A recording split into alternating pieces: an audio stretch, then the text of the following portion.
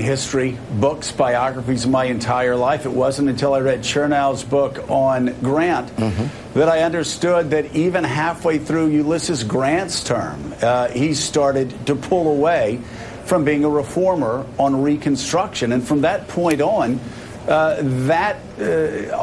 of the work of Lincoln, all of the work of the reformers, all of the work of those black men that you were talking about that so courageously went out to vote, to change their country, it all dissipated. It all dissipated. And it's a myth to think that it was only the South rising again. You're absolutely right. It was confluence of events. The North and the South grew weary of Reconstruction. Grant initially suppressed the Ku Klux Klan. Remember, the 13th Amendment that abolished slavery is ratified on December 6, 1865, about the same time that the Klan is born. And Grant suppresses the Klan in the early years of his administration. But after that, his re-election and the Panic of 1873, which is officially called the Great Depression, interest in the North grew weary as well. Do we really need to commit all these resources for these former slaves? Didn't we free them? They should be on their own. Can't they stand on their own 2 feet? And so starting in 1890, the former Confederate states had sought constitutional conventions that suppressed the black vote. I'll give you a dramatic example.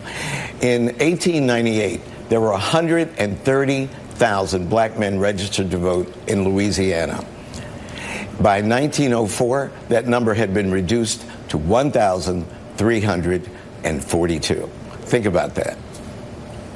And that happened in large part because the terror campaigns, because of the Klan, because governments weren't doing their jobs? Is this what we're going to also read about in Stony the Road? Oh, yes, absolutely. Look, voter suppression and a very conservative Supreme Court that in 1883 declared the Civil Rights Act of 1875 unconstitutional. So think about it. 12 years of black freedom followed by an alt-right rollback and a president who refused to renounce white supremacy, Andrew Johnson. Does this sound familiar? Well, I was just going to bring up that moment. What parallels do you see to today's climate, where we're seeing acts of white nationalism, white supremacy, violence attached to it? Those numbers are rising, according to statistics. How is that? What roles did the election of Barack Obama play to this? And then now, is President Trump stoking those fears and those violence? It's the perfect parallel. The reason that Dylan McGee and I decided to do this series now was because 8 years of black freedom, as it were, under Barack Obama basically drove a lot of people crazy. And we saw this rise of white supremacy that, I don't know about you, but I thought had been long buried. It's like a bad Dracula movie, man. You thought, damn, aren't you dead? Didn't we put a stake in your heart? And then it comes back. So that the closest historical parallel to what we're seeing today with the rise of white supremacy as a backlash to the Obama administration is the collapse of Reconstruction. And that's why I wrote the book, and that's why we did this series.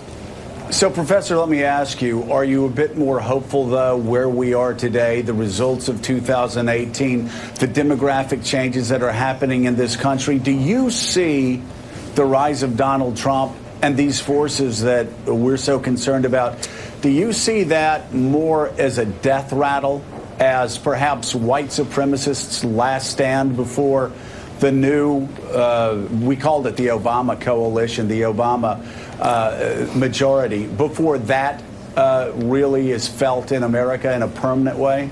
Well, if we had lost the House in the last election, I would really be worried. But fortunately, we didn't, and now we have checks and balances. But I'm still worried about a very conservative Supreme Court. Think about affirmative action is under attack. The right of a woman to have an abortion is under attack.